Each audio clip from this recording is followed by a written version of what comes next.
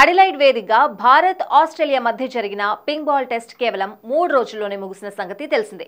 ఈ మ్యాచ్లో 10 వికెట్ల తేడాతో టీమిండియా ఓటమి చవిచూసింది.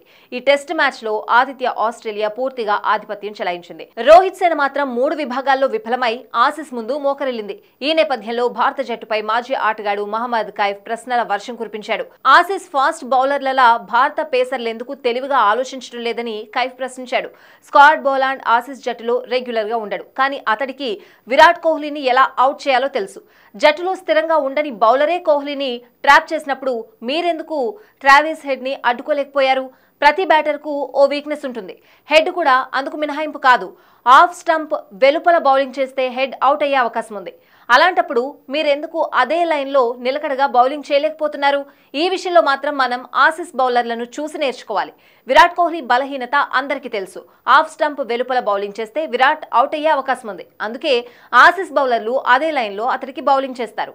తొలి ఇన్నింగ్స్లో స్టార్క్, రెండో ఇన్నింగ్స్లో బోలాండ్ అదే పనిచేశారు. తర్వాతి మ్యాచ్లోనైనా ట్రావిస్ హెడ్ కి వ్యతిరేకంగా భారత బౌలర్లు కూడా ఈ వ్యూహాన్ని అనుసరించాలి. సరైన ప్రణాళికతో ముందుకు సాగాలి. మొదటి బంతి నుంచే అతన్ని అటాక్ చేయాలి. హెడ్ కు ఎటువంటి అవకాశాలు ఇవ్వకూడదు. పక్కా ప్రణాళికతో అతన్ని అవుట్ చేయాలని కైఫ్ పేర్కొన్నాడు. కాగా ఇరు జట్ల మధ్య 3వ టెస్ట్ డిసెంబర్ 14 నుంచి బ్రిస్బెన్ వేదికగా ప్రారంభం కానుంది.